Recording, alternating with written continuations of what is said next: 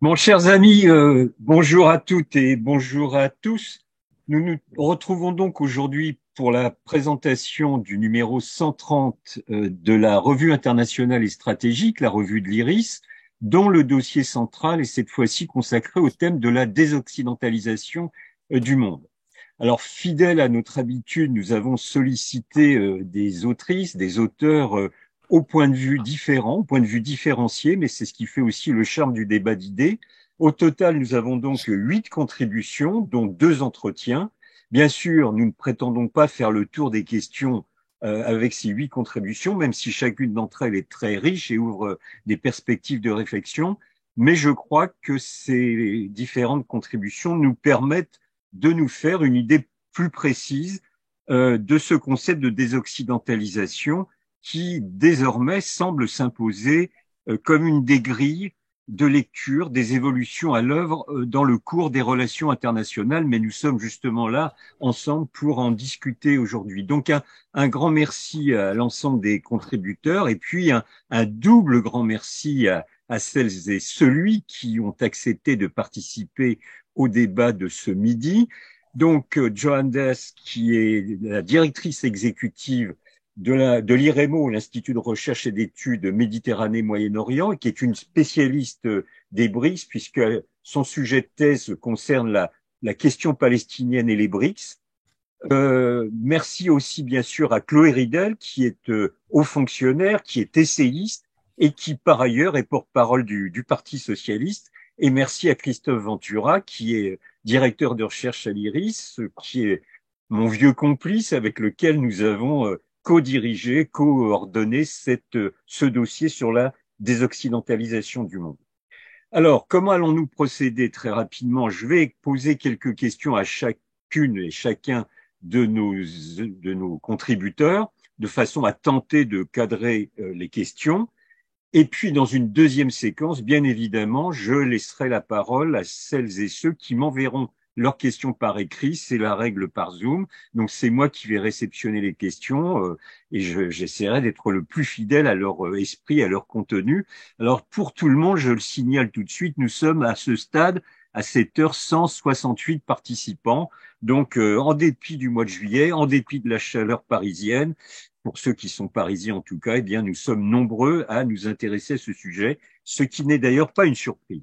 Alors, dernière chose et dernière précision, je demanderai à chacun des intervenants de limiter son temps de parole aux 5-6 minutes, de façon à ce que justement, dans une deuxième séquence, nous ayons le temps de laisser, non pas la parole, mais de laisser les questions de celles et ceux qui sont connectés de s'exprimer. Christophe, je vais commencer par toi. Parce que en tant que co-responsable du dossier de la revue internationale stratégique qui nous réunit aujourd'hui, j'aimerais que tu nous expliques rapidement quelles sont les raisons qui ont présidé à ce choix de thème et doit-on considérer, en tout cas de ton point de vue, que ce thème justement de la désoccidentalisation constitue désormais aujourd'hui un marqueur déterminant pour mieux saisir les évolutions internationales, les évolutions des rapports de force. En un mot, il y a une formule qui est désormais récurrente, c'est the West versus the rest. Est-ce que c'est un concept, de ton point de vue, pertinent et nous permettant de comprendre l'ordre ou le désordre du monde? Merci beaucoup Didier. Alors, pourquoi on a voulu traiter ce dossier, en tout cas le visiter avec nos autrices et nos auteurs, dont certains, enfin, d'une pluralité de pays, de régions du monde. C'était ça aussi qu'on avait envie de proposer à nos lecteurs. Une vision finalement de cette question depuis des pays du premier monde et puis aussi des pays latino-américains ou d'Afrique, parce qu'on voit d'ailleurs, les lecteurs s'en apercevront, que la projection qui est faite sur ce concept n'est pas toujours la même. Mais pourquoi on a voulu traiter ce sujet? D'une part, parce que le terme fait un peu florès, comme tu l'as dit, Didier. Le mot de désoccidentalisation est désormais de plus en plus présent on l'a remarqué, on avait identifié ça. Ce mot circule de plus en plus dans la littérature géopolitique, la littérature des relations internationales, désormais également dans la littérature médiatique un peu plus généraliste. C'est un terme qui revient de plus en plus. Souvent, il a pour cousin celui aussi de Sud global, dont nous reparlerons dans notre discussion. Donc, on avait envie un petit peu d'analyser ce phénomène, pourquoi il était désormais de plus en plus central. Alors, grosso modo, le mot de désoccidentalisation est de plus en plus présent depuis à peu près les années 2000-2010 et aujourd'hui de plus en plus. Ça, c'est la première raison. On voulait voir finalement quels étaient les contours de ce concept, quelles étaient ces grilles de définition pour qu'on se les approprie, qu'on puisse les discuter. Et puis, on voulait le faire aussi parce que, bien évidemment, l'actualité nous y invite et parce que, en particulier, l'événement dramatique de l'agression de l'Ukraine par la Russie a cristallisé un moment du cours des relations internationales. On avait aussi envie de traiter le sujet à partir de ce prisme-là. On a vu et on voit avec la guerre en Ukraine quelque chose des relations entre les puissances occidentales prises au sens large du terme et puis les pays dits du Sud dans leur ensemble. On voit bien que cette guerre a cristallisé quelque chose. Ce quelque chose, c'est que s'il peut y avoir, et d'ailleurs pas tout le temps, mais s'il peut y avoir, disons, un point de vue convergent entre les puissances occidentales et les pays dits du Sud au sens large du terme, encore une fois, sur la condamnation de l'invasion territoriale et de la guerre en Ukraine par la Russie, en revanche, tout le monde a bien remarqué que les grandes parties des pays du reste de la planète, finalement, eh bien, n'adhèrent pas aux sanctions imposées unilatéralement par les puissances occidentales à Moscou et qu'il y a toute une gamme de positions et d'expressions dans ces pays dits du Sud qui, en tout cas, convergent sur une chose, c'est de ne pas suivre les pays occidentaux dans cet aspect de la question et ne veulent pas sanctionner la Russie pour tout un tas de raisons. Et d'ailleurs, dans notre dossier, dans notre revue, on propose un cahier cartographique avec l'ensemble des votes des pays, disons, des Nations Unies sur l'année 22-23. Dans les votes, les grands votes onusiens, les lecteurs et lectrices pourront trouver un cahier justement qui nous donne une photographie assez précise de ce que je dis là. Donc, on voulait comprendre à partir de cet événement tectonique qu'est la guerre d'Ukraine, eh bien, comment on pouvait justement analyser ce phénomène. Alors, pour répondre aux deux autres questions que tu me poses rapidement, oui, du coup, c'est un marqueur dans le sens où on voit bien, et la guerre d'Ukraine nous l'indique, qu'elle procède, elle agit aussi comme quelque chose qui resolidarise les puissances occidentales entre elles. Ça, c'est assez clair. Et en même temps, eh ben, ce concept de désoccidentalisation, a priori, de mon point de vue, ne suffit pas à comprendre le cours des relations internationales parce que, précisément, ces contours sont trop flous pour décrire un ensemble cohérent politique et géopolitique qui s'organiserait contre les puissances occidentales. Comme on le verra dans le dossier, eh bien, les relations en fait, entre pays, puissances occidentales et pays du Sud, eh bien, sont beaucoup plus complexes, beaucoup plus transversales qu'elles n'y paraissent. Et les jeux de pouvoir entre pays du Sud et du Nord ne se résument pas dans un clivage trop fermé entre Nord et Sud. Ça, c'est un point. Le deuxième point, enfin, c'est que le concept de désoccidentalisation, de mon point de vue, nous permet de voir quelque chose qui fait partie de la question. Le quelque chose, c'est le fait que, eh bien, aujourd'hui, la désoccidentalisation porte en elle l'idée qu'il y a une bataille, pour pas dire une lutte, de pouvoir au sein du système international pour en modifier la hiérarchie au profit d'un certain nombre de pays du Sud. Ça oui, mais le concept de désoccidentalisation ne permet pas d'indiquer qu'il y a dans cette bataille des pays du Sud qui sont porteurs d'un autre ordre international ou d'un ordre alternatif au système international. Ils se battent pour y prendre des positions plus fortes, mais aujourd'hui, on ne voit pas dans ce concept quelque chose qui nous indiquerait qu'il y a la définition ou l'émergence d'un ordre alternatif à celui dans lequel nous vivons. Et donc, c'est ça, à mon avis, qui donne un peu les bornes de notre discussion. Merci beaucoup. Donc, Johan, deux questions sur les BRICS, parce que quand on parle de désoccidentalisation du monde, on pense immanquablement aux BRICS. Alors, à tort ou à raison, mais tu vas nous expliquer ton point de vue là-dessus. Et c'est d'ailleurs le sens de ta contribution pour ce dossier, c'est-à-dire en quoi les BRICS peuvent-ils ou non, remodeler l'ordre international. Mais avant de répondre à cette question, il est utile de comprendre quelle est la genèse de ces BRICS. Qu'est-ce que cela représente aujourd'hui du point de vue des rapports de force internationaux, tant au niveau économique que démographique, voire culturel éventuellement. Donc c'est déjà mieux comprendre ce concept parce qu'on en parle beaucoup. Alors en plus, c'est un sigle, donc tout le monde n'est peut-être pas tout à fait au fait de ce qu'il signifie. Donc est-ce que tu peux nous expliquer un petit peu, ces aspects de compréhension de base et peut-être ensuite le rôle politique dont peuvent se doter ces BRICS? Eh ben, on va essayer. Merci Didier, puis merci pour l'invitation. Bonjour à toutes et à tous. Alors, juste avant de commencer, je veux juste préciser que je suis là à titre personnel et que les opinions que je vais exprimer pendant cette heure et demie ensemble, c'est vraiment mes opinions et ça ne représente pas la position officielle de l'IREMO en quoi que ce soit. Alors, les BRICS. Les BRICS, c'était à la base une question qui concernait les économistes et les investisseurs. Tout a commencé lorsque Jim O'Neill, qui est un analyste de la banque Goldman Sachs, a publié en 2001 et 2003 deux rapports sur les opportunités des marchés émergents. Les rapports étaient intitulés Dreaming with the BRICS. Et c'est lui qui a donc inventé l'acronyme BRIC. BRIC, avant, il n'y avait pas de S. Ce label, il faisait référence du coup à un groupe de 4 pays non occidentaux, le Brésil, la Russie, l'Inde et la Chine, dont la puissance économique combinée était censée dépasser celle du G7 d'ici à 2050. Et en 2010, on a rajouté un S à l'acronyme parce que l'Afrique du Sud a été intégrée au groupe. Et les prédictions de O'Neill étaient en fait très frileuses parce qu'il n'a pas fallu attendre 2050 pour voir les BRICS officiellement dépasser le G7 en termes de part du PIB mondial, parce que ça vient de se produire cette année.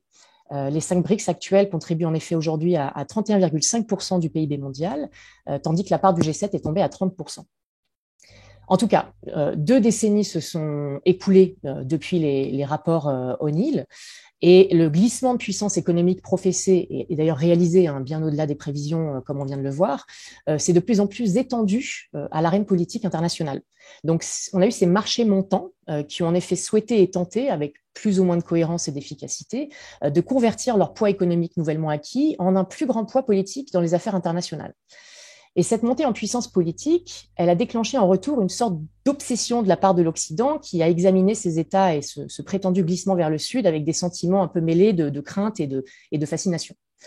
Alors, non seulement ces pays sont considérés comme ascendants par les indicateurs et les perceptions occidentaux, mais ils appartiennent effectivement également à ce qu'on a coutume d'appeler le Sud global. C'est un terme qui est apparu dans les années 80, on pourra y revenir, je pense, plus tard dans la conversation. Et donc, ces pays sont présupposés partager un système de valeurs que l'on présuppose différent du système de valeurs des pays du Nord. Et ils partagent également la même frustration d'avoir été soit humiliés, soit colonisés, soit maintenus à la périphérie de la politique mondiale par les puissances occidentales établies. Ça a déclenché en retour un ressentiment commun et une soif de reconnaissance, une soif de redistribution, une soif d'égalité de traitement sur la scène internationale de la part de ces pays qui se sentent lésés. Certains auteurs analysent donc l'ascension de ces États, avec donc pour locomotive les BRICS, comme une sorte de lutte contre leur propre invisibilité en termes de discours régnants sur le développement, la modernisation et l'intégration économique et culturelle mondiale. Cette montée en puissance, donc, elle s'est accompagnée d'un concert de contestation, plus ou moins frontal, qui visait principalement l'aspect normatif de l'ordre international libéral tel que façonné par les puissances occidentales. Les valeurs occidentales traditionnelles, elles ont ainsi été continuellement remises en question par tous les BRICS. Et même s'ils ont entamé un voyage, une sorte de voyage économique de la périphérie vers le centre, les BRICS poursuivent à divers degrés des stratégies discursives pour contester, se différencier, se distancier de l'ordre normatif occidental, en particulier de ces politiques interventionnistes, de ces politiques unilatérales et du phénomène de ce qu'on appelle le 2 poids 2 mesures. Alors, que cette différenciation culturelle soit authentique ou bien qu'elle soit construite et utilisée comme un instrument politique, peu importe, en tout cas, cette contestation, elle a créé un ensemble de contre-valeurs qui alimentent la rhétorique dissidente du Sud global. Alors, du coup, pour parler un petit peu de ces valeurs, la plupart de ces puissances, elles tendent à favoriser la souveraineté nationale en tant que norme principale de la société internationale, et elles partagent à un degré différent un attachement commun aux valeurs de non-alignement. Ces attributs communs et ces héritages historiques, ils ont alimenté une aversion profonde et généralisée pour le concept d'interventionnisme, que les puissances du Sud considèrent comme idéologiquement biaisées et principalement conçues pour satisfaire les intérêts des puissances du Nord. Et les BRICS continuent également de refuser d'approuver les règles et le langage traditionnel qui sont utilisés dans certains domaines spécifiques, tels que le secteur de l'aide et du développement international. Et ils favorisent la coopération sud-sud ou triangulaire par rapport à des schémas traditionnels d'aide au développement. Ils refusent également de concevoir la modernité et le progrès comme des concepts qui sont exclusivement occidentaux. Et ils soutiennent que la modernisation n'est pas toujours synonyme d'occidentalisation. Ce découplage, il est particulièrement défendu par la Chine à l'heure actuelle. Alors, il faut cependant souligner que si la catégorie des BRICS, elle a été créée sur la base de l'identification de critères communs entre les États qui la composent, ce groupe semble avoir quand même progressivement perdu de sa cohérence. Mettre la Chine et l'Afrique du Sud dans le même groupe, c'est quand même un peu compliqué. Les trajectoires et les stratégies qui ont été adoptées par ces puissances sur la scène internationale ont fortement divergé depuis 2001, tout comme a été l'évolution de leur capacité nationale et de leur position à l'égard de l'ordre international mondial. Quand on a par exemple l'Afrique du Sud et le Brésil qui possèdent ni la volonté ni les capacités d'influence et de projection de puissance nécessaires pour confronter directement les États-Unis, la Chine et la Russie, c'est une autre histoire. Elles sont toutes les deux des membres permanents du Conseil de sécurité. Elles sont des puissances nucléaires. Elles sont dotées de capacités militaires qui sont jugées redoutables par les analystes américains, je les cite. Ces mêmes analystes accusent les deux pays d'avoir actuellement recours à des politiques coercitives pour contrer l'influence occidentale et d'afficher un comportement agressif et provocateur à l'égard de l'Occident. En 2023, on a la Heritage Foundation, qui est l'un des groupes de réflexion les plus influents de la politique américaine, qui a désigné respectivement la Chine et la Russie comme les menaces les plus globales et les plus pressantes pour les intérêts vitaux des États-Unis. Et cette analyse, on peut d'ailleurs la retrouver dans la stratégie de sécurité nationale des États-Unis de 2022, ce qui témoigne vraiment de l'inquiétude croissante des dirigeants américains à l'égard de ces challengers. Au niveau économique, très rapidement, c'est mon dernier paragraphe, promis Didier. Au niveau économique, si on compare les économies en termes de parité de pouvoir d'achat, le PIB de la Chine a dépassé celui des États-Unis dès 2015. Et si on regarde les attributs de puissance qu'on appelle matériels, en regardant par exemple les données de l'indice qu'on appelle l'indice composite de capacité nationale, le CINC, qui est l'indicateur de capacité nationale le plus largement utilisé, ça regroupe en une seule valeur en fait 6 composantes de capacité matérielle nationale, donc les dépenses militaires, le personnel militaire, la consommation d'énergie, la production de fer et d'acier, la population urbaine et la population totale. Donc, si on regarde cet indicateur, la Chine a largement dépassé les États-Unis depuis 2002 et elle possédait en 2016 près de 25% des capacités mondiales totales, selon cet indicateur, contre 13% seulement pour les États-Unis. Donc, tout cela pour dire, et je conclurai là-dessus, qu'en termes de capacité matérielle, économique et aussi de capacité idéationnelle, parce que les BRICS ont aussi des idées, ils sont en position d'offrir au monde une alternative de plus en plus crédible à l'ordre international libéral actuellement dominé par les puissances du Nord. La question est de savoir est-ce qu'ils veulent vraiment un ordre international alternatif. Et je vous laisse la parole. Merci infiniment. Chloé, tu te proposes dans ta contribution pour le dossier de réfléchir et de critiquer la notion d'Occident dans le but d'affirmer l'Union européenne sur la scène internationale. Alors, ce postulat, il peut paraître comme contre-intuitif, tant l'Union européenne semble intégrée au monde occidental et le revendique même. Cet article est dérangeant, déjà par son titre, mais c'est ce qui en fait l'intérêt. Et j'aimerais que tu précises, que tu nous éclaires justement sur tes réflexions à ce propos. Et puis alors peut-être une question subsidiaire, mais qui est bien sûr liée, c'est est-ce que l'on peut penser aujourd'hui que l'Union européenne peut constituer une alternative dans ce duopole qui est en train de se constituer entre les États-Unis d'un côté et la Chine de l'autre? En quoi l'Union européenne peut-elle faire entendre une voix différente? Le veut-elle? A-t-elle ce projet? Ce qui ne m'apparaît pas comme immédiatement le cas. Alors, on t'écoute avec attention parce que là, il y a une thèse qui prend un peu la pensée dominante à rebrousse-poil, ce qui fait l'intérêt de l'article.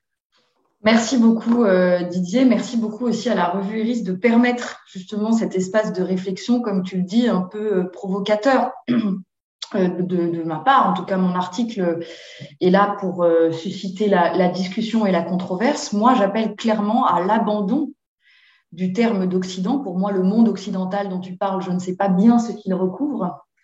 Et j'observe par ailleurs que dans toutes vos précédentes interventions, vous en faites un usage constant de ce terme d'Occident. Et moi, dans mon article, j'essaie d'expliquer, d'argumenter pour dire que ce terme, la définition de ce terme est non seulement floue, mais que d'un point de vue géopolitique, elle est assez largement inopérante et elle est surtout nuisible pour l'Europe parce que l'Europe disparaît dans la notion d'Occident et est maintenue en position subalterne au moment justement où on parle de son nécessaire éveil géopolitique. Donc, je vais reprendre les choses dans l'ordre.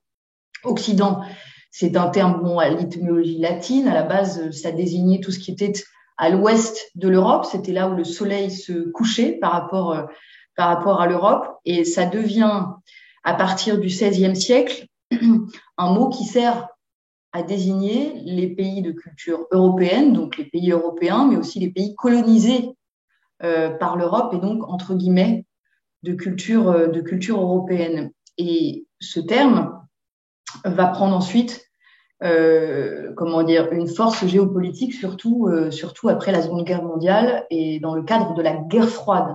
C'est vous dire à quel point il est dépassé pour moi aujourd'hui. En fait, ce terme, il n'a non seulement pas de logique géographique, puisque qu'est-ce que l'Occident aujourd'hui, tel qu'on le conçoit? Ce sont les États-Unis, l'Europe, mais aussi le Japon, mais aussi le Chili, mais aussi, pourquoi pas, la Corée du Sud. Donc, d'un point de vue géographique, je n'y vois pas de logique. D'un point de vue culturel, pas vraiment non plus. Si on considère que l'Occident, le monde occidental, ce sont les démocraties, il y a de grandes démocraties qui n'appartiennent pas à ce qu'on appelle le monde occidental, comme l'Inde, comme l'Afrique du Sud. Donc, si le critère démocratique ne sert pas de définition au monde occidental, ni la géographie, je ne sais pas ce qui peut le définir. On parle souvent de l'aspect géopolitique, on dit le monde occidental, c'est un bloc qui, d'un point de vue géopolitique, a des intérêts convergents. Mais là aussi, le bât blesse. Parce que je ne crois pas, par exemple, que les États-Unis et l'Europe aient les mêmes priorités stratégiques. D'ailleurs, chacun peut le constater. Je vous invite à aller lire la boussole stratégique européenne. On va, nous, en tant que nous, Européens, davantage s'intéresser à l'Afrique, au Moyen-Orient, tandis que cela fait depuis Barack Obama que les États-Unis ont théorisé leur pivot vers l'Asie et concentrent leurs efforts dans la zone Asie-Pacifique, où nous, Européens, nous avons moins à y faire. Donc, en fait, ni d'un point de vue géographique, ni d'un point de vue culturel, démocratique, ni d'un point de vue géopolitique, cette notion d'Occident ne me paraît cohérente. Et j'ajoute que aujourd'hui, elle nous est très largement défavorable à nous, Européens. Et j'introduis mon article sur, évidemment, l'usage que fait Vladimir Poutine du terme d'Occident. Vladimir Poutine, quand il a commencé son invasion générale de l'Ukraine en février 2022, il concentrait son discours et sa propagande sur le gouvernement nazi ukrainien qu'il fallait démettre, etc. Son discours a considérablement évolué un an après les débuts du conflit, où à l'anniversaire d'un an du conflit, en février 2023, là, il ne parle plus que d'Occident, de guerre que lui mènerait l'Occident, ce qu'il appelle l'Occident collectif, de guerre notamment des valeurs, du modèle décadent qui serait celui de l'Occident. Donc, voilà, toutes ces espèces de lubies sur les droits des personnes homosexuelles, l'Occident rongé par le multiculturalisme, l'immigration, etc. Et si Vladimir Poutine martèle le terme d'Occident, ça n'est pas un hasard. C'est pour nous faire mal, en l'occurrence. C'est parce qu'il sait que ce terme d'Occident sonne faux, sonne négativement aux oreilles de beaucoup de pays du Sud global. Et ce discours fonctionne, puisque c'est largement rappelé dans le numéro de cette revue, des tas de pays n'ont pas condamné l'invasion de la Russie en Ukraine pour des questions d'alignement. C'est-à-dire qu'ils justifient le fait de fermer les yeux sur ce qui est une violation grave et évidente du droit international et de la charte de l'ONU, en disant « Ah non, mais si on ne condamne pas, c'est qu'on ne veut pas s'aligner. » Mais excusez-moi, que vient faire la question de l'alignement ici ?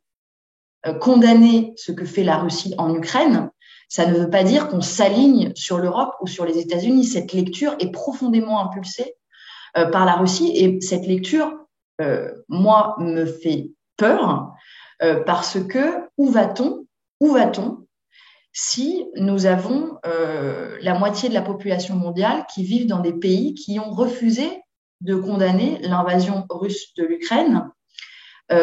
Cette géopolitique-là, mais elle nous mène à un monde de plus en plus désordonné à l'heure où l'urgence climatique devrait au contraire faire en sorte que nous favorisions la coopération sur la compétition ou le conflit en relations internationales. Donc cette géopolitique-là, elle nous mène vers un monde à plus 4, plus 5 degrés. Moi, ça, c'est mon inquiétude principale, si vous voulez. Donc, je suis extrêmement alarmée et moi, je porte un discours où j'appelle à sortir de la lecture fausse d'un monde binaire, Occident, Ouest versus the rest, où, en fait, dans tout et pour tout, il faudrait voir les choses en termes de logique d'alignement. Moi, j'ai toujours trouvé que, même si c'est logique, effectivement, continue d'être impulsé d'un côté par les États-Unis, de l'autre par la Chine, qui, par exemple, vont faire pression pour que on ne signe pas d'accords commerciaux avec les uns avec les autres. Bon. Donc, ces logiques d'alignement, elles continuent d'être poussées par les États-Unis d'un côté, la Chine de l'autre, mais il faut absolument les refuser. Et là, moi, j'appelle l'Europe à s'appliquer la même règle que les pays du Sud global sur le refus de s'aligner. C'est insupportable, un monde et un contexte géopolitique qui nous oblige à nous aligner en permanence. Non, il faut sortir de ça. Et une des solutions à cela, c'est d'arrêter de parler d'Occident, de parler à la place des États-Unis, de l'Europe, du Japon, du Chili, de la Corée du Sud, que sais-je. Mais je crois que c'est très urgent parce qu'aujourd'hui, on a besoin d'une Europe qui porte sa voix sur la scène internationale. Parce que la guerre en Ukraine notamment a montré que sa faiblesse géopolitique était un facteur du désordre mondial. Et je crois que, notamment face à l'urgence écologique, l'Europe a une voix à faire entendre. A une voix à faire entendre aussi sur la façon dont on peut améliorer, faire des relations internationales un espace de coopération, faire entendre la voix aussi du respect du droit. Bon, et donc, à mon avis, l'Europe a vocation à être une puissance de médiation, pas une puissance qui rajoute des feux à un monde qui est déjà au bord de l'embrasement. Et donc, il faut qu'elle puisse faire entendre sa voix propre. Et aujourd'hui, sa voix est noyée dans le concept géopolitique d'Occident qui la maintient dans une position subalterne de celle des États-Unis. Voilà en bref la logique de mon propos. Eh bien, merci beaucoup pour cette explication qui a le mérite de la clarté. Christophe, alors il est évident, j'ai oublié de le dire tout à l'heure, que vous pouvez interréagir les uns avec les autres, hein, nous, les intervenants. Christophe, alors, ce que je vais dire, probablement, Chloé ne va pas être totalement d'accord, mais j'assume. Si d'un point de vue descriptif, on comprend confusément ce que veut dire la désoccidentalisation, on discerne néanmoins beaucoup moins précisément si ce mouvement à l'œuvre est en situation de proposer, de formuler une alternative politique à l'ordre actuel. Et d'ailleurs, tu l'évoquais tout à l'heure dans ta première intervention, il y a une expression récurrente dans le débat public qui nous évoque le Sud global, je mets des guillemets au terme. Alors, qu'en penser? Car le moins que l'on puisse dire, c'est que cette expression est assez impressionniste et ne semble pas en réalité rendre compte de la réalité des rapports de force au niveau international et à l'intérieur des États qui ne sont pas occidentaux ou qu'on caractérise comme non occidentaux. Oui, alors plusieurs éléments et qui me permettront peut-être un peu de rebondir sur une partie du propos de Chloé. Bon, d'une part, moi, je suis toujours très prudent sur l'emploi du mot Occident. Pour commencer, je l'emploie pas, je ne l'écris pas, en fait. Moi, je parle plus facilement de puissance occidentale. Alors, c'est pas pour jouer sur les mots, parce que précisément, je crois que le concept d'Occident renvoie à des conceptions qui, par ailleurs, servent des causes idéologiques qui sont pas celles dans lesquelles moi je me reconnais, parce que que je ne vois pas dans le terme d'Occident, je ne reconnais pas le substrat culturel, géographique ou religieux ou ethnico-religieux que ce terme voudrait bien vouloir embrasser. C'est justement quelque chose qu'il faut, à mon avis, réfuter ce que tu as fait, Chloé, et ce que tu viens d'expliquer. En revanche, je pense que le terme de puissance occidentale est tout à fait utilisable parce qu'il renvoie à quelque chose, et c'est là où j'ai peut-être un désaccord avec ton propos, enfin l'aspect de ton propos, Chloé.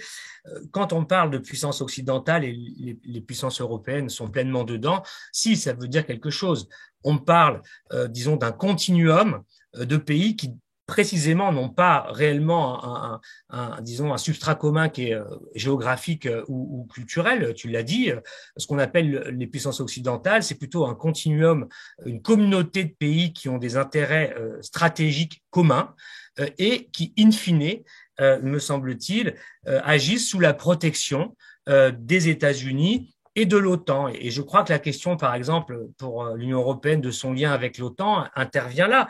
Rappelons tout de même qu'il y a 31 membres de l'OTAN, 22 sont des pays de l'Union européenne. Et donc, je ne crois pas que l'Europe soit dans une position subalterne aux États-Unis dans, disons, ce continuum stratégique que sont les puissances occidentales. Je crois que l'Union européenne réellement existante, moi je parle de ça, je crois que l'Union européenne réellement existante ne se vit pas comme subalterne, elle se vit comme un acteur au centre, en réalité, de cette alliance-là. Et donc je crois que c'est ça qui est vu par les pays dits du Sud, et j'en viens à l'autre partie, parce que ça c'est bien perçu, je crois, par ces pays-là, qui eux pourraient, par exemple, nous rétorquer, s'ils étaient là, que si les États-Unis, dans l'ordre international, ont souvent, toujours et encore demandé, pour le coup, exigé un alignement sur leur politique et leur conception du monde, et avec eux l'Union européenne, eh bien, les pays du Sud et même la Chine, qui est aujourd'hui le grand adversaire systémique des États-Unis, ne demandent pas d'alignement stratégique ou géopolitique sur Pékin. Les relations ne sont pas de cette nature-là. C'est un autre ordre. Ça ne se joue pas sur les mêmes terrains. Donc, je crois que c'est quelque chose qu'on a du mal à saisir ici depuis l'Europe. Et du coup, c'est là que les termes de désoccidentalisation ou de Sud global nous posent, à mon avis, plus de problèmes qu'ils n'en résolvent. Parce qu'encore une fois, je crois que la désoccidentalisation, oui, ça fonctionne pour nous indiquer une tendance d'érosion progressive et d'une certaine manière assez relative mais irréversible de l'influence de ces puissances occidentales telles que j'ai essayé de les définir rapidement. Il y a la perte du monopole de la puissance et de l'influence par ces puissances occidentales, et aujourd'hui le reste du monde se déploie et s'organise déjà en dehors des puissances occidentales traditionnelles. Ça nous dit bien ça, oui, ça c'est la désoccidentalisation, mais non, ça ne nous dit rien sur l'ordre que cela sur lequel ça peut déboucher, et encore moins sur la dimension alternative de l'ordre international. Donc je crois que c'est vraiment la limite de ce concept qu'il faut utiliser avec vraiment parcimonie, parce que par ailleurs, ce que nous appelons, disons, le mode de vie occidental existe dans les pays du Nord, mais aussi dans les pays du Sud. Il y a dans les classes dirigeantes, les classes moyennes ou supérieures, chinoises, nigérianes ou autres, les mêmes aspirations, les modes de vie qu'on peut trouver à Paris ou à Londres. Tout ça circule tout à fait bien, et ça se globalise. Pour le coup, à l'inverse, il y a aussi du Sud dans les pays du Nord, avec la circulation des diasporas, etc. Donc, tout ça est à relativiser de ce point de vue-là. Enfin, et pour pas être trop long, sur le Sud global, j'adresse un peu la même critique au concept. Alors, c'est un terme qui est intéressant parce que lui aussi, il vient des années 80, ça a été dit par Johan. Il voudrait nous expliquer qu'il y aurait donc une sorte de cohérence ou disons, d'existence d'une communauté de destin finalement entre les pays du Sud. En réalité, on voit bien à l'examen que ça tient pas vraiment la route, parce que les pays du Sud sont un ensemble aussi qui est très hétérogène. Il y a autant de points communs que de différences. Il y a des alliances entre les pays du Sud qui sont des alliances sectorielles, qui peuvent être contingentes, qui peuvent sur certains domaines exister, sur d'autres pas. Je n'ai pas le temps de développer, mais regardons l'Inde. l'Inde. L'Inde est dans le quad avec les États-Unis et pourtant, elle ne s'aligne pas sur les puissances occidentales, sur Moscou, on l'a dit. Enfin, on voit bien que tout ça ne résiste pas à un examen un peu approfondi sur, disons, l'hétérogénéité de ce groupe est trop grand pour pouvoir lui donner justement la consistance d'un bloc. J'observe aussi que Sud Global est utilisé, c'est pour ça que moi je m'en méfie, aussi par Washington et aussi les chancelleries européennes pour justement finalement indiquer une partie du monde qui serait de plus en plus dans le ressentiment et qui serait de plus en plus récalcitrant à, disons, la domination des puissances occidentales telles que je les ai définies. Et donc là, on tombe dans une autre conception de ce concept qui peut être problématique parce qu'il peut avoir des atouts un petit peu néoconservateurs. Donc il faut s'en méfier. Et je le dis sur la base de preuves. Le terme de Sud global fait aussi florès au Pentagone ou dans les think tanks néoconservateurs américains. Il y a des séminaires tous les jours sur le Sud global, mais qu'elle a vu comme une coalition du ressentiment qu'il faut mater en quelque sorte, et qui appelle justement ou qui appellerait à une solidarité accrue, même militarisée des puissances occidentales. Donc il faut se méfier de ce concept aussi de ce point de vue-là. Non, je crois que le Sud global, et j'en termine, nous parle bien d'une partie du monde dont les relations sont en train de s'intensifier, mais dans un projet qui n'est pas un projet cohérent et un projet d'ensemble, et qui nous dit bien par contre que ça participe de l'érosion de fait du monopole de l'influence des pays occidentaux, mais tout ça ne nous dit rien sur ce qui va advenir en quelque sorte de cette transition longue dans laquelle nous sommes engagés. Ok, merci. Johan, j'aimerais qu'on revienne et qu'on poursuive en fait sur le terme de Sud global, parce que j'aimerais comprendre comment, au sein des pays des BRICS, des membres des BRICS, ce terme est perçu. Parce que dans ta contribution, tu fais une très nette distinction en partant des pays membres des BRICS entre les États dits du Sud qui veulent instaurer un nouvel ordre international assorti de la mise en œuvre d'un nouveau type de système de valeurs, à contrario, ceux qui, au contraire, voudraient s'intégrer mieux à cet ordre international. Il y a donc une sorte non pas de contradiction, mais de diversité des visions au sein même des BRICS, et j'aimerais que tu précises là-dessus, s'il te plaît. Alors, je vais essayer. Je pense que ce que j'ai essayé de montrer dans mon papier, peut-être que je ne l'ai pas fait assez explicitement, c'est la complexité du sujet. Oui, et c'est la difficulté à analyser l'ordre international comme un bloc homogène qui est dominé par le Nord, qui serait une entité aussi homogène, et par rapport auquel les deux seuls choix binaires qui s'offriraient aux pays du Sud consisteraient soit à le confronter, soit à l'intégrer dans son entièreté. Tout comme on ne peut pas considérer, on vient d'en parler, le Nord et l'Occident comme un bloc homogène, etc., ça pose un certain nombre de problèmes qu'on vient de soulever. C'est la même chose qui s'applique au Sud, qu'il faudrait selon moi mettre au pluriel pour rendre davantage justice à la très grande pluralité des acteurs que ce terme englobe. Et ce que je souhaite montrer, et ce qu'Oliver Stunkel, qui est un auteur brésilien, explique très bien dans son livre attendez, j'ai juste à côté de moi Post-Western World, que je vous recommande très chaudement, c'est que les BRICS s'affranchissent de ce choix binaire qui a été anticipé par les observateurs occidentaux pour adopter un comportement sur la scène internationale beaucoup plus complexe et nuancé. Leur objectif, c'est de maximiser leur pouvoir, maximiser leurs intérêts, maximiser leur autonomie. Et ça passe par une stratégie non pas de refus ou d'acceptation en bloc de l'ordre mondial actuel, mais de réformisme à la carte et d'intégration à la carte. Ça se caractérise par le développement de leur influence dans certaines arènes des affaires internationales, par exemple les institutions de gouvernance multilatérale, ou encore par la maximisation de leurs gains dans le système économique globalisé, dont ils assument et profitent pleinement du caractère hautement interconnecté, et où là, un client est un client. Peu importe ce qui peut se passer simultanément avec lui dans d'autres sphères des affaires internationales. Par exemple, si vous regardez les querelles diplomatiques de la Chine avec le Japon et l'Australie, ça ne les a pas empêchés de ratifier ensemble en 2021 le Regional Comprehensive Economic Partnership, le partenariat économique global régional qui constitue le plus grand bloc commercial de l'histoire. Et pareil, malgré l'escalade des tensions entre le Japon et la Chine est restée le premier client du Japon en 2022 et en 2021, le Japon était le troisième importateur de produits chinois derrière les États-Unis qui occupaient la première place. Donc ça montre bien quand même que ce qui peut se faire dans la sphère diplomatique peut se défaire dans la sphère économique et vice-versa. Et donc les BRICS, ils peuvent être simultanément adhérents pragmatiques et contestataires de l'ordre existant. Ils peuvent s'intégrer au sein du système tout en contestant simultanément certains pans, comme par exemple, et on l'a beaucoup vu, les normes et les valeurs, ou encore en contestant les règles qui régissent par exemple certains mécanismes de gouvernance mondiale, comme le fonctionnement des organisations internationales, au sein desquelles les BRICS demandent continuellement plus de représentativité et de pouvoir. Mais maximiser son pouvoir et son autonomie, ça passe aussi, et peut-être surtout pour ces pays du Sud global, par une émancipation à la fois politique, à la fois économique, sécuritaire, mais aussi une émancipation intellectuelle, une émancipation des structures, des institutions, des systèmes, des valeurs, des normes, des idées et des concepts qui ont été développés et imposés par le Nord global, parce qu'il y a un Sud global, pourquoi pas un Nord global, ces dernières décennies. Avec pour quelle finalité? Peut-être une finalité de créer un système parallèle, pas forcément un système qui soit antagoniste au système existant, mais plutôt quelque chose d'alternatif, de complémentaire à l'ordre libéral actuel.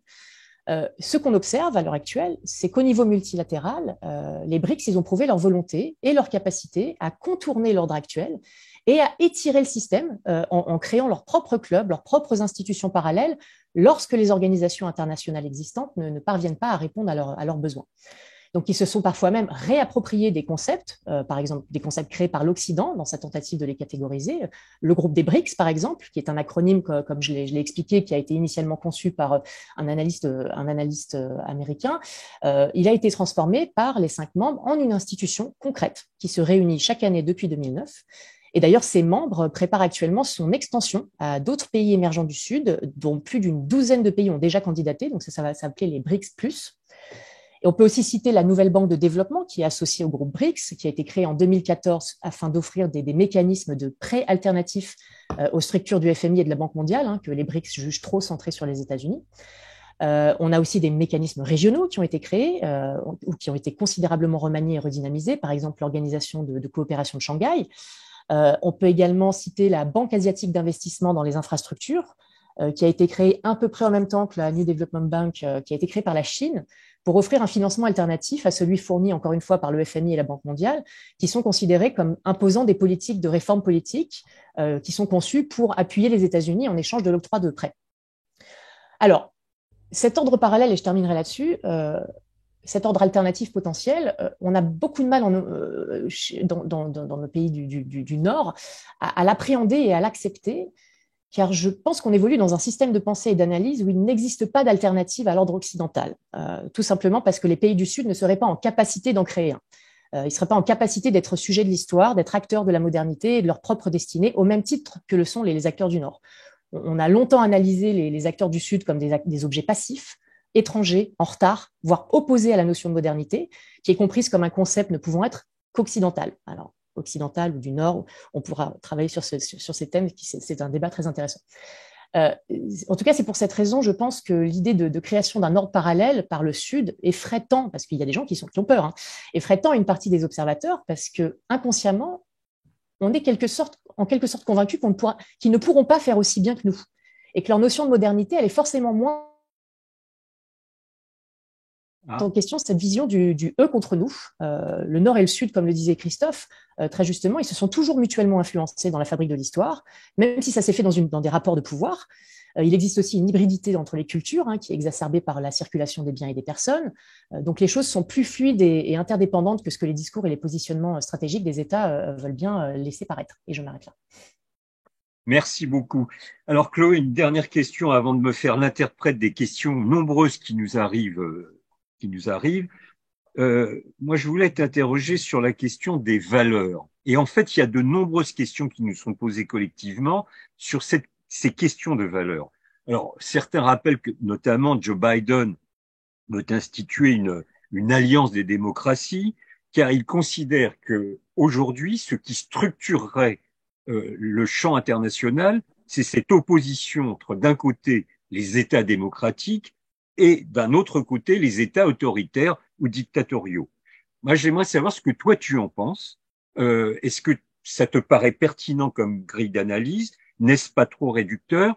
Et je n'ai pu m'empêcher de penser aussi à une déclaration de Josep Borrell, qui est le haut commissaire à la politique extérieure de l'Union européenne, qui déclarait, c'était en octobre ou novembre dernier, qu'il était nécessaire de protéger l'Union européenne, ça à la limite nul n'est en désaccord, mais il comparait l'Union européenne à un jardin, je ne sais pas si c'était le jardin d'Éden, qu'il opposait au reste du monde, qu'il qualifiait de jungle. Ah, et donc là, n'y a-t-il pas un système de valeurs porté par un des principaux responsables européens qui est largement critiquable? Merci beaucoup, Didier, pour ces questions stimulantes. Alors, sur la question des valeurs, et surtout sur la question, en fait, du respect des droits humains, de la dignité humaine, parce que c'est de cela dont on parle, il me semble. Moi, je crois qu'il y a un gros danger actuellement sur la scène internationale, c'est le relativisme vis-à-vis de ces valeurs. C'est-à-dire que on a, par exemple, la Chine qui, objectivement, porte atteinte à la dignité humaine, notamment parce qu'elle se rend coupable de ce qu'on pourrait qualifier de génocide vis-à-vis du peuple ouïghour, mais aussi par la surveillance généralisée qu'elle met en œuvre, etc. La Chine explique que c'est une démocratie, mais que c'est une démocratie aux caractéristiques chinoises. Circuler, il n'y a rien à voir. Poutine, qui tue ses opposants, qui a une certaine vision de ce qu'est la dignité de la femme qui n'est pas vraiment la nôtre, quand il a par exemple dépénalisé les violences conjugales. Enfin, la liste est longue des atteintes à la démocratie en Russie, où il n'existe pas vraiment de liberté d'expression, explique aussi que la Russie est une démocratie. Comme Viktor Orban explique que la Hongrie est une démocratie. Et ça, c'est un énorme danger, en fait, le relativisme quant à la définition qu'on donne de ce qu'est la démocratie. Parce que je crois qu'il faut quand même, là où je ne suis pas d'accord avec Joe Biden, c'est que la démocratie, ça ne doit pas être un concept, entre guillemets, de l'Ouest.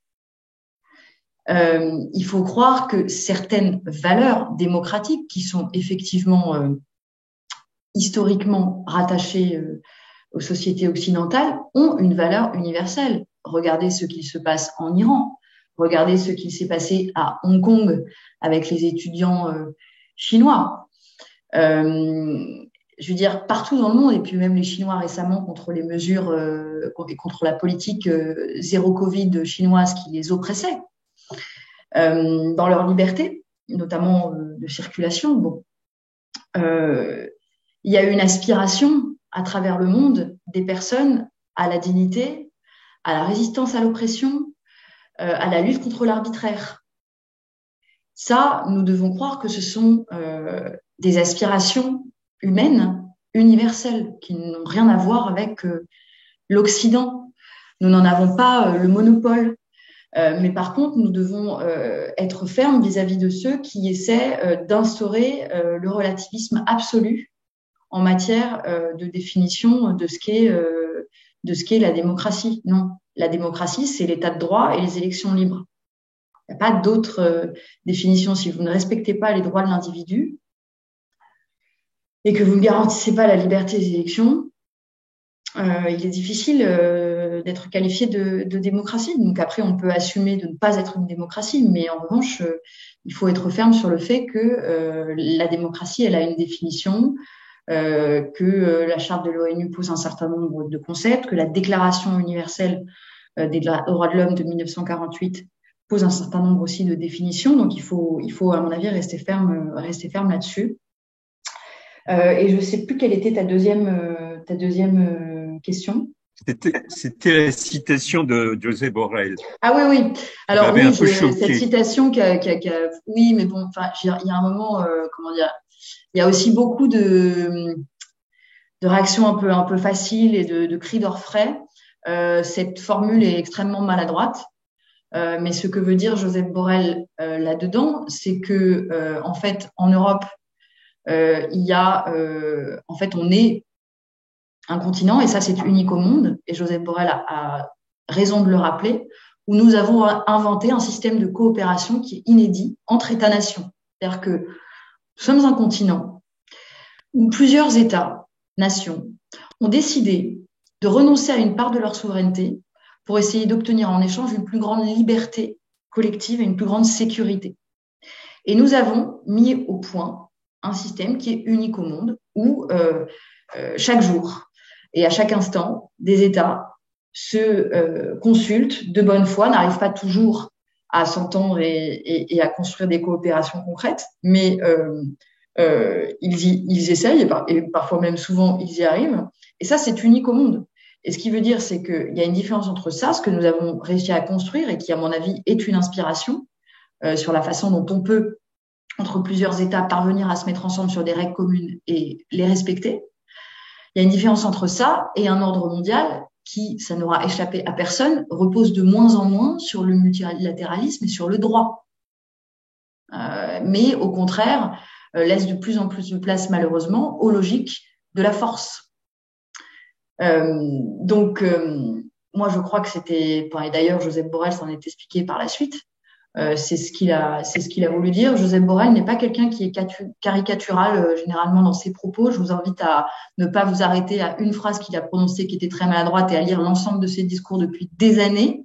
Le procès qu'on lui fait, à mon avis, est injuste parce que c'est quelqu'un qui vraiment essaie de porter la voix de l'Europe dans le monde, essaie de défendre ce qu'elle a de spécifique, essaie à tout prix de s'extraire de la guerre froide entre les États-Unis et la Chine, d'installer un dialogue avec la Chine qui s'émancipe totalement de ce que voudraient que nous fassions les États-Unis en la matière, etc., etc.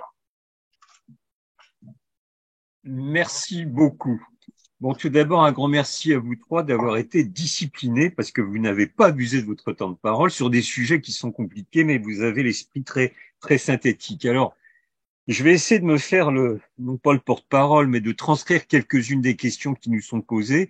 Là, j'ai 44 questions, donc par avance, mes excuses auprès de celles et ceux qui en posent, mais que je ne pourrais poser parce qu'on n'a pas le temps. Mais ce qui prouve en tout cas l'intérêt de ce débat, et je signale que nous sommes là 236 connectés, donc ça prouve véritablement l'intérêt de ce thème de réflexion et de débat. Il y a quand même une question, enfin un thème de question qui revient à travers de nombreuses d'entre elles, c'est la question des valeurs. Alors on a commencé à l'aborder, mais j'aimerais que chacun d'entre vous puisse éventuellement préciser son point de vue là-dessus. L'un de nos interlocuteurs nous explique que la qualification d'occidental, c'est pas un problème géographique, c'est pas un problème ethnique, c'est un problème de valeurs partagées.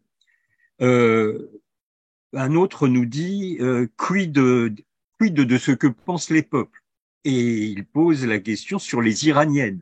Ne rêvent-elles pas, elles, de valeurs occidentales? Alors évidemment, je pense qu'il faudrait parler une partie des Iraniennes. Enfin, chacun comprend ce à quoi il fait référence.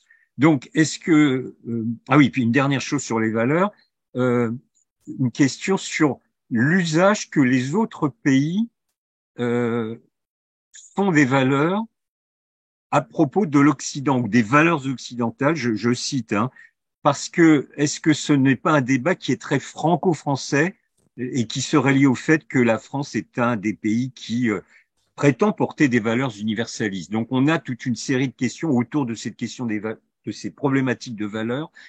Qui est-ce qui veut répondre? Je pense que chacun d'entre vous a quelques idées sur l'affaire. Joanne, vas-y. Je commence, je me lance. Pour rebondir un petit peu sur l'exemple iranien, moi, et pour aussi reprendre un petit peu ce que disait Chloé, moi je pense qu'il faut vraiment, c'est fondamental de séparer les États des sociétés. C'est-à-dire qu'on a des positions étatiques et on a d'ailleurs une instrumentalisation politique qui est faite, je pense que j'en ai un peu parlé, de ces valeurs pour des gains politiques sur la scène internationale. On a une rigidité aussi de ces positionnements par rapport aux valeurs. Mais par contre, on a beaucoup plus de fluidité au niveau des sociétés et je pense qu'effectivement, cette universalité dont on veut tant parler, je pense qu'on la trouvera plus dans les sociétés. Par exemple, l'aspiration du peuple iranien à davantage de justice, d'égalité, de liberté individuelle. Je pense qu'on peut considérer ça peut-être comme une aspiration universelle. Après, je suis assez d'accord avec Il y a deux choses sur lesquelles je suis d'accord. Il y a eu un excellent entretien dans la revue RIS, que je vous conseille tous d'acheter, avec Ronnie Broman, qui a beaucoup parlé de cette question de l'universalité et qui disait qu'il n'y a pas de valeur universelle.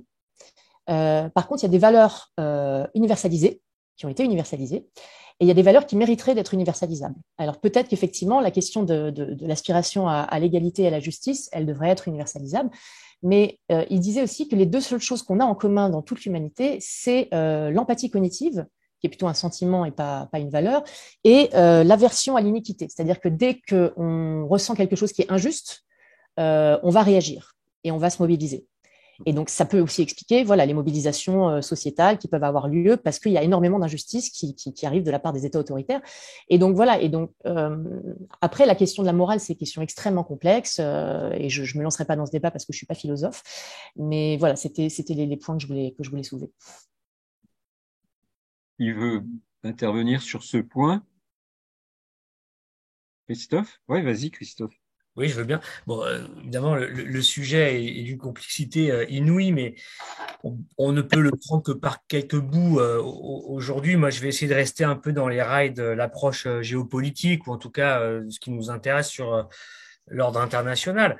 Bon, évidemment, ce qui n'est pas négociable et ce qui existe dans toutes les sociétés et qui est défendu partout dans toutes les sociétés par des secteurs des populations, c'est la lutte contre la tyrannie, c'est l'affirmation du principe d'autodétermination des peuples. Ça, c'est des choses qui sont la liberté individuelle de vivre selon, disons, ses choix personnels en matière individuelle, en matière sexuelle, en matière de religion, etc. Bon, ça, c'est des choses, c'est peut-être ça que Broman appelle ce qui a été universalisé, mais tout ça est évidemment le socle de ce qui doit guider l'action et la réflexion de tout à chacun. Mais le petit problème qu'on a aussi avec cette question des valeurs, là, j'essaye d'adopter un point de vue un peu renversé. Là aussi, peut-être comment les puissances occidentales sont vues dans les pays du Sud. C'est que précisément ce que je viens de dire, érigé en valeurs qui sont devenus un système à vocation à être universalisé et dont les puissances occidentales se sont fait les championnes, les ambassadrices et puis les promotrices, c'est que précisément le problème qu'on a aussi, c'est que ces valeurs-là, c'est un peu les puissances occidentales qui ont su à un moment donné les relativiser aussi. On parlait tout à l'heure de relativisme, mais il y a aussi un miroir inversé, c'est que les puissances occidentales n'ont pas été les dernières à relativiser ces valeurs qu'elles prétendent incarner et promouvoir dans le monde, jusqu'au point où elles ont été capables de les promouvoir militairement dans le monde, et pas plus tard que dans les 2 décennies qui ont entamé le siècle dans lequel nous sommes. Je veux dire par là que cette question, elle est polluée par tout ça. Et il est clair que dans les pays du Sud, la promotion des valeurs occidentales, c'est vu aussi comme la promotion du camp occidental. Et si c'est nécessaire, par les armes, et je vais être un peu provocateur, mais c'est pour me faire comprendre, puisque moi j'ai la chance dans mes activités de circuler un petit peu dans certaines parties du monde. Moi, souvent, ce qu'on me dit, et je vous le rapporte tel qu'on me le dit, parmi des gens intellectuellement de haut niveau, des cercles politiques, des cercles militants, etc. On me dit, oui, mais c'est vrai, Christophe, tu as raison, etc. La Chine, la Russie, etc. Mais en fait, nous, on n'a jamais reçu des bombes de la Chine jusqu'à présent. Alors, c'est très perturbant, quoi. Mais voilà un peu ce qu'il y a dans l'air. Donc, il y a cette idée quand même que depuis le début des années 2000, par exemple, les valeurs auxquelles on se réfère ont servi à envahir des pays, ont servi à tuer des millions de personnes, etc., etc., et pour imposer des régimes politiques, des changements de régime qui, s'y sont condamnables aujourd'hui dans le cas de la Russie en Ukraine, pour les pays du Sud, le sont tout autant pour les puissances occidentales. Donc, c'est à ça qu'on est confronté lorsqu'on va sur le terrain des valeurs, me semble-t-il, c'est que on ne peut pas faire fi de ce petit problème. Je veux bien réagir là-dessus parce que là, je crois que, Christophe, pardon, mais je crois que là, tu fais beaucoup de whataboutisme et de relativisme. Je ne sais pas ce que c'est le relativisme. C'est-à-dire que, non, mais mettre sur le même plan l'invasion de l'Ukraine par la Russie et, je ne sais pas, moi, l'intervention des États-Unis en Syrie. Enfin, tu vois, c'est un peu bizarre. De quoi parle-t-on? Parce que la démocratie par les armes, ça a été effectivement une politique des États-Unis. Mais les États-Unis se sont retirés d'Afghanistan avec les conséquences que l'on sait, ont tourné la page funeste de l'Irak. Ils n'ont pas démantelé le territoire irakien ni annexé des parties de son territoire. Et ils n'ont plus cette politique, entre guillemets, de démocratie par les armes, qui était évidemment contre-productive. Mais est-ce qu'on va justifier qu'un jour, les États-Unis aient fait ça? On va dire, parce qu'ils ont fait ça il y a 20 ans, du coup, on ne devrait pas soutenir l'aspiration universelle des êtres humains à la sécurité, à la résistance contre l'oppression, à la lutte contre l'arbitraire, bref, aux valeurs démocratiques. Enfin, je veux dire, il faut faire attention avec le whataboutisme de dire « Ah oui, d'accord, ça, mais regardez ce que vous avez fait ici et ça ». En fait, moi, je veux vraiment qu'on sorte de ça. Et bon, moi, j'ai l'âge que j'ai, hein, j'ai 32 ans, donc je regarde aussi les choses avec un œil neuf et simplement avec un prisme où j'essaie, si l'objectif est précisément d'avoir un ordre mondial plus pacifié, beaucoup plus coopératif, parce que l'urgence écologique, encore une fois, nous rend plus que jamais interdépendants, et mon objectif, c'est que l'ordre mondial repose le plus possible sur des règles et le moins possible sur des logiques de force. Et mon objectif est bien de montrer qu'il faut absolument se sortir des espèces de vieilles querelles historiques en disant « Ah oui, mais là, vous n'avez pas condamné. » Et là, en fait, qu'on s'entende tous aujourd'hui et maintenant pour condamner l'impérialisme quand on le voit devant nos yeux, pour condamner un État qui, militairement, cherche à annexer le territoire d'un État souverain voisin, quel que soit le prétexte et quelle que soit l'histoire de je ne sais quoi, et oui, mais vous avez fait ci. Non, en fait, on le condamne, point barre. Et ça n'est pas s'aligner sur un tel. Non, c'est juste être pour le respect du droit international. Et je veux bien comprendre tout ce que vous voulez. Je passe ma vie à le faire. J'ai même écrit un bouquin pour réfléchir aussi à la raison pour laquelle la condamnation de l'invasion russe n'avait pas été mondiale. Donc évidemment qu'il y a plein de choses qui expliquent cette absence de condamnation, mais il ne faut absolument pas s'arrêter là et cautionner ce qui est, je suis désolée, un anti-impérialisme à géométrie variable. Donc moi, je pense qu'il faut vraiment stopper avec le whataboutisme sur la Chine et sur le récit. Moi, j'ai beaucoup travaillé en Chine. J'ai notamment, dans le cadre de mes fonctions professionnelles, siégé au conseil d'administration de l'AIIB, donc de la Banque asiatique d'investissement et d'infrastructures, qui a été créée par la Chine en 2015 pour concurrencer le FMI à la Banque mondiale. Donc la politique de la Chine, notamment dans le cadre du financement des infrastructures nécessaires aux nouvelles routes de la soie, je la connais bien. Quand la Chine tient un discours où en fait elle dit nous on est pour un développement gagnant-gagnant, nous ne sommes pas des impérialistes et nous construisons nos relations sur la base du principe de réciprocité et d'égalité. Pardonnez-moi de dire que c'est totalement faux. Aujourd'hui, par exemple, la Chine a un monopole sur la production et le raffinage des terres rares. D'accord ? C'est 97% de la production mondiale des terres rares. C'est une situation de monopole que la Chine essaie de défendre quoi qu'il en coûte, notamment vis-à-vis de l'Europe, parce que, en l'occurrence, ces terres rares sont nécessaires pour que nous puissions fabriquer nos panneaux solaires en Europe et toutes les technologies d'énergie bas carbone. Il serait dans une logique gagnant-gagnant que la Chine, si vous voulez, essaie de nous permettre d'avoir une autonomie de production de ces terres rares pour nous permettre d'être en sécurité. Elle ne le fait pas et elle fait des quotas d'exportation, etc. Et ainsi pour tous les autres pays qui voudraient là aussi avoir une sécurité, avancer vers la sécurité énergétique. La façon dont elle prête aussi aux pays du Sud, notamment aux pays d'Afrique. La Chine est le premier créancier des 90 pays les plus pauvres du monde qui sont tous en Afrique. Ces pays, les 90 pays les plus pauvres du monde, dépensent 20% de leur budget dans le service de la dette. Leur premier créancier, c'est la Chine. D'accord ? Et c'est la Chine qui refuse de participer, au même titre par exemple que l'Europe, à un fonds climatique qui viserait à justement lutter contre, enfin permettre à ces pays du Sud qui sont les plus impactés par le réchauffement climatique de lutter contre efficacement.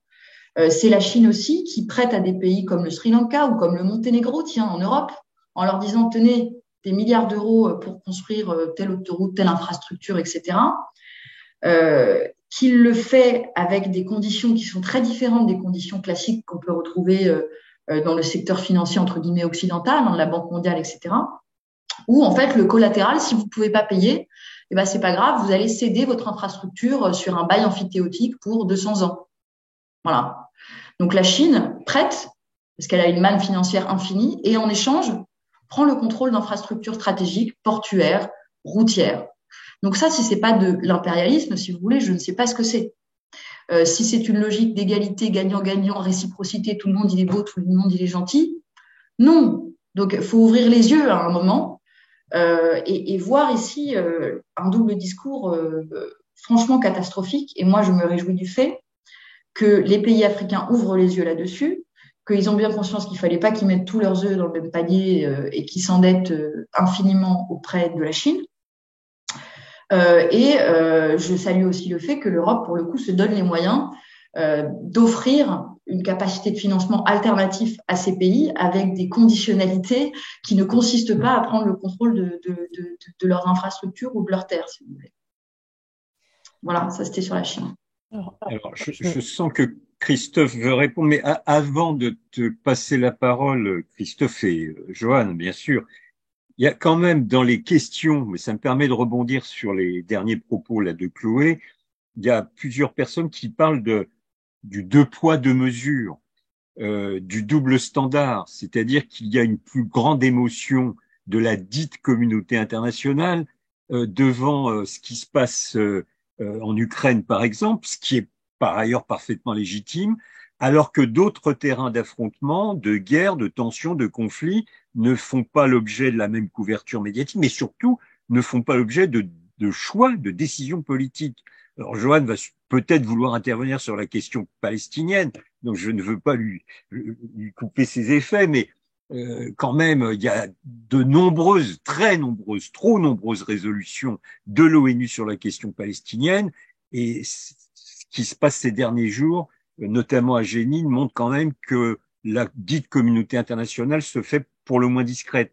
Donc, je pense que il est juste de qualifier précisément la politique de la Chine à l'égard d'autres puissances et l'état de dépendance dans laquelle la Chine veut mettre d'autres États, comme tu l'as parfaitement démontré. Là-dessus, je suis d'accord. Mais il y a un autre niveau de la réflexion où le double standard, et c'est répété par nombre de questions, n'est pas acceptable. Donc il y a un deux poids, deux mesures que de nombreux de nos amis connectés contestent un peu.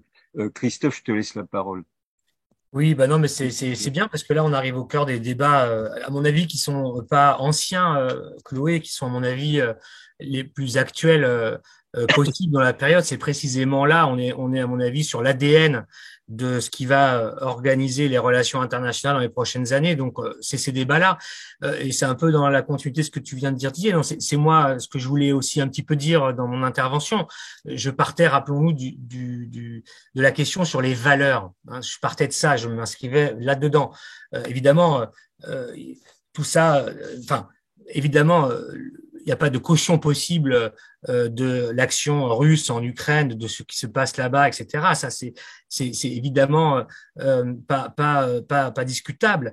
Mais c'était pas ça dont je parlais. Je parlais plutôt de la question des valeurs. En quoi ces questions des valeurs doit être, disons, ce qui organise finalement ou organiserait les clivages au niveau des relations internationales et ce qui devrait fonder finalement la légitimité de l'action des acteurs des uns ou des autres. Et je répondais donc que la difficulté avec cela, cette approche-là sur les valeurs, c'est que d'une part, je reprends pas, mais évidemment, double standard, géométrie variable, piétinement des valeurs promues par les puissances occidentales et d'une certaine manière un petit peu les défenseurs de l'ordre libéral au sens international, etc. Donc c'est à ça qu'on est confronté quand on s'intéresse à la question de disons, des réticences ou de la difficulté qu'ont les pays dits du Sud à suivre comme cela l'injonction à l'alignement qui sont demandées par les puissances occidentales. C'est bien ça que je voulais dire. Et ça, c'est quelque chose qu'il faut regarder en face parce que c'est quelque chose qui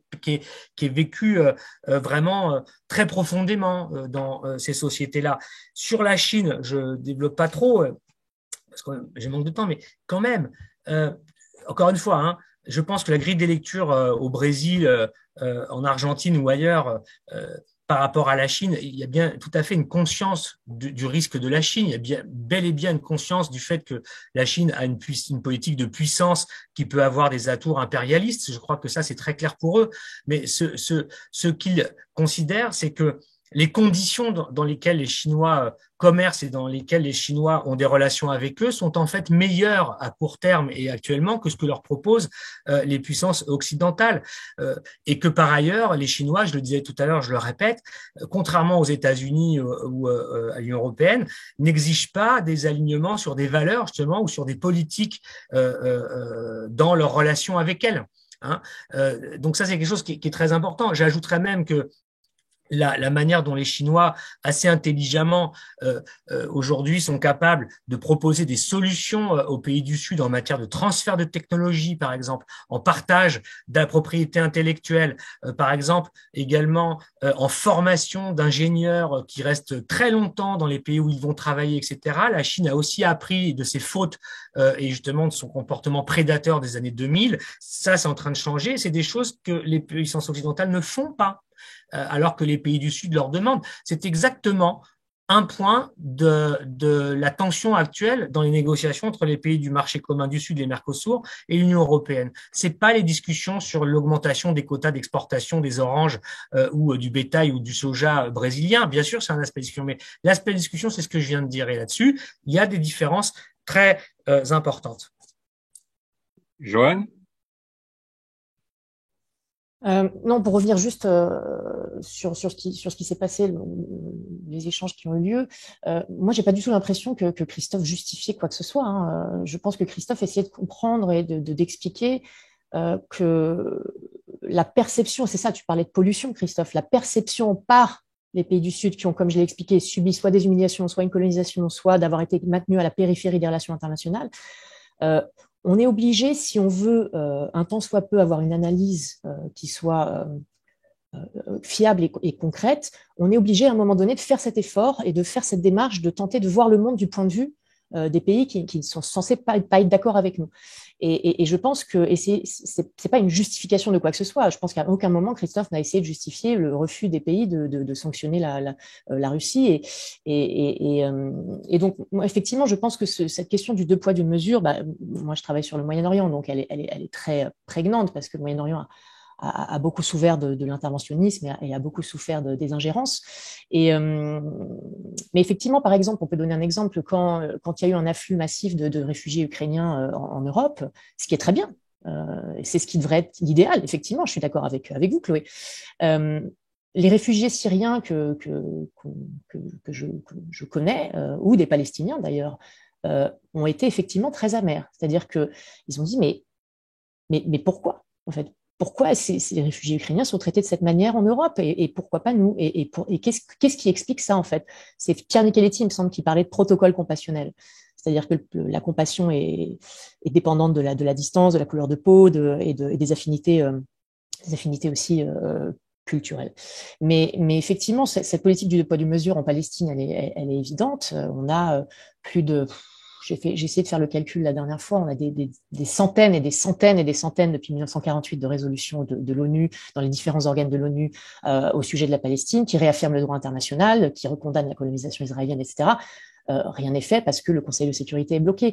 Et effectivement, les pays du Sud, pour lesquels d'ailleurs la question de la Palestine est une question encore une fois toujours fondamentale, en tout cas pour les populations, pas forcément pour les États, mais pour les populations, c'est le dernier cas de décolonisation non achevée.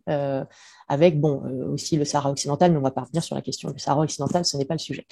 Mais il y a cette symbolique de la Palestine qui est très très forte, qui montre la Palestine comme effectivement ce cas de deux poids deux mesures, voilà, parce qu'on a une puissance effectivement alliée des occidentaux du Nord qui est impliquée dans ce conflit.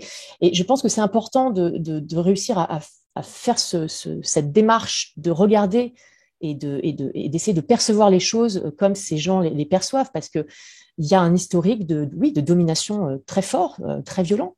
Il y a un historique d'humiliation. L'humiliation, c'est une variable des relations internationales qui mériterait à être analysée beaucoup plus finement. L'humiliation, c'est un moteur extrêmement puissant des relations internationales et à la fois au niveau étatique et au niveau sociétal. Et je pense que si on n'arrive pas à jauger ce niveau d'humiliation, en gardant justement des œillères un petit peu occidentalo-centrées, on passe à côté de quelque chose de fondamental. Et par exemple, imposer aux autres de dire vous devez condamner cette. Mais en fait, d'où on parle? C'est ça, il faut aussi se poser la question d'où on parle. Imposer aux autres et à qui on parle? C'est extrêmement compliqué. Et en fait, je pense qu'il faut aussi se poser ces questions-là. Imposer aux autres, condamner la Russie vous n'avez pas d'autre choix que de condamner la Russie, sinon vous êtes des sauvages. Ok, idéalement, effectivement, il faut condamner la Russie. Moi, je suis complètement d'accord, de manière sans comment dire, j'arrive pas à trouver mon mot, mais sans flottement, quoi. Mais qu'est-ce que ça dit comme message quand vous êtes dans une position effectivement de dominant et vous dites ça à un dominé? Ben, c'est très compliqué. Et je pense que ça, il faut le prendre en considération dans les discours qu'on émet, dans les analyses qu'on fait et dans les positionnements qu'on prend parce que c'est très sensible et que voilà, j'ai fini mon intervention. Alors, je voudrais ouvrir une nouvelle question. Je vais laisser la parole à Chloé. Parce que je sais qu'elle doit nous quitter pour des raisons professionnelles. Je l'ai bien noté, Chloé. Donc, la question, en plus, enfin, si tu veux réagir là-dessus, aucun problème. Mais il y a quand même plusieurs questions sur les enjeux économiques et notamment sur la dédollarisation du monde. Alors, certains considèrent, parmi les questions que j'ai reçues, que cette dédollarisation du monde et donc la mise en place d'autres systèmes de monnaie est un leurre parce qu'il y a trop de divergences politiques entre les pays dits du Sud. L'un précise qu'il y a une interdépendance économique entre les États-Unis et la Chine. Il y a même une belle expression, je trouve. Quelqu'un dit qu'il y a une sorte d'équilibre de la terreur économique, indiquant donc qu'il y a finalement un accord fondamental entre la Chine et les États-Unis. Et puis enfin, bon, ça c'est une question pour Joanne, donc je te passe la parole tout de suite, Chloé, je sais que tu dois partir. Merci beaucoup, Didier. Non, je voulais simplement répondre à ce que disait Joanne, parce que encore une fois, c'est-à-dire que le point de vue des pays du Sud, j'en tiens éminemment compte. Mais contrairement à ce que vous faites, je ne m'y arrête pas et je ne cautionne pas, encore une fois, l'anti-impérialisme à géométrie variable. Et comprendre, ça n'est pas excuser, c'est ce que vous dites. Oui, mais le problème, c'est que, en fait, immédiatement, quand on tire les conclusions que je tire, vous accusez de ne pas savoir, de ne pas prendre compte, etc., ce qui est totalement faux.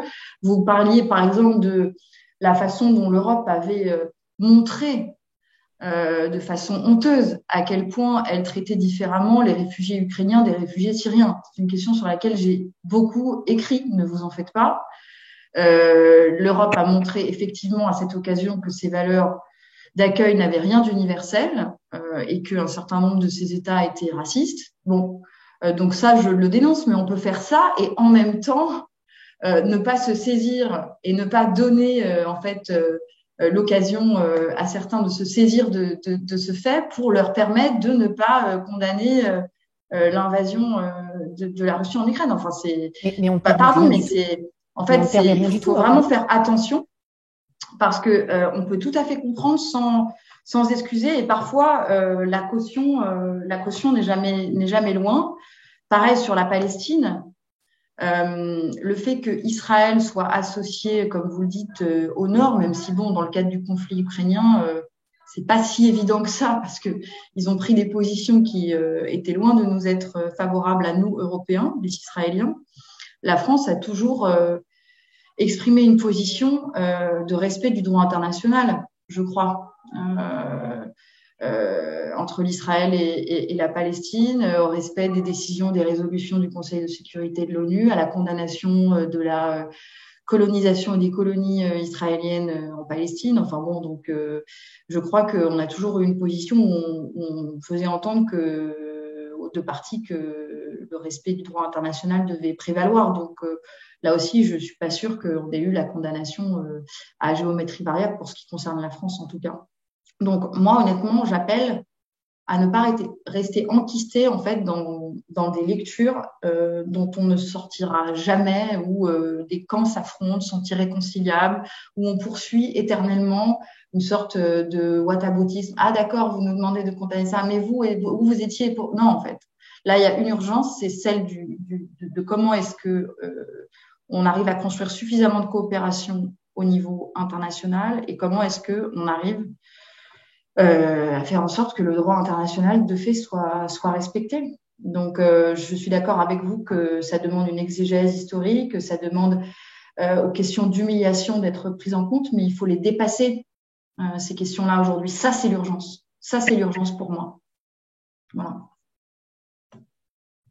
Bon, si tu dois partir maintenant, merci infiniment. Oui, merci beaucoup. Bon, je vais essayer de répondre aux questions contribution. aussi dans le chat directement, mais je ne sais pas si ça marche.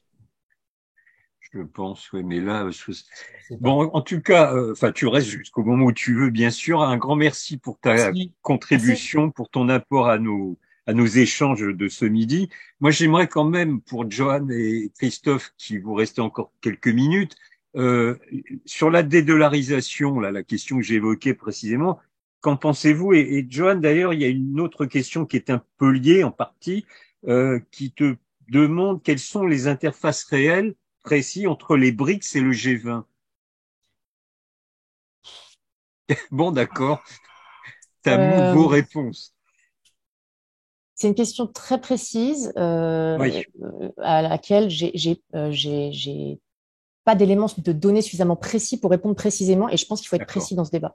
Il y a évidemment, en fait, il y a encore, en fait, ce qu'il faut rappeler, c'est la question des différentes arènes des affaires internationales. C'est-à-dire qu'il y a une sphère sécuritaire, militaire, politique, diplomatique, économique.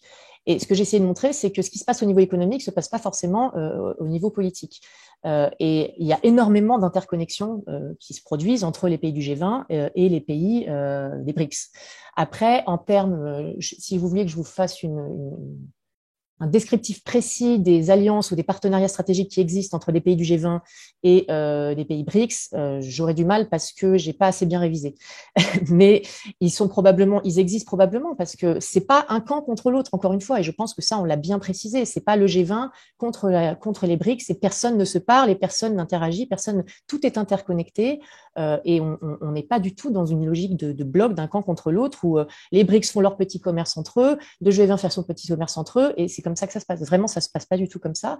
Après, vraiment, la précision, le niveau précis d'interconnexion qui existe au niveau politique et au niveau stratégique et au niveau militaire et sécuritaire, là, j'aurais un peu de mal à vous répondre précisément. Voilà, désolé.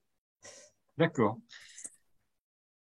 Christophe, dédollarisation du monde, mythe ou réalité? En réalité, c'est indiscutable, mais il faut pas le mythifier, si je puis dire. Dans le sens où, alors bon, la dédollarisation du monde, c'est pareil, ce sont comment dirais-je, des espaces dans lesquels tout ce qu'on discute aujourd'hui se construit. Dédollarisation va avec désoccidentalisation, sud global, avec les mêmes disons, aspects intéressants et les mêmes limites. Alors, deux, trois choses sur la question de la dédollarisation. Bon, il est clair, voilà, tout le monde a bien ça en tête que le dollar est une arme absolue, au moins aussi importante que son armée pour les États-Unis dans la géopolitique internationale. Et il est clair que aujourd'hui, il y a un mouvement de dédollarisation qui se développe entre les pays qui sont dans les BRICS, entre les pays qui sont aussi d'ailleurs dans des espaces régionaux, je pense à l'Amérique latine, puisque ces débats au sein de l'Union des nations sud-américaines ou du Mercosur se développent pour justement avoir des monnaies communes qui permettent là aussi une forme de dédollarisation, les échanges, les link swap avec la Chine, etc., entre beaucoup de pays membres du BRICS ou du G20 ou du G77, etc. Bon, tout ça est juste. Mais ce que je voudrais dire, moi, c'est que qu'est-ce qu'il y a derrière? Derrière la dédollarisation des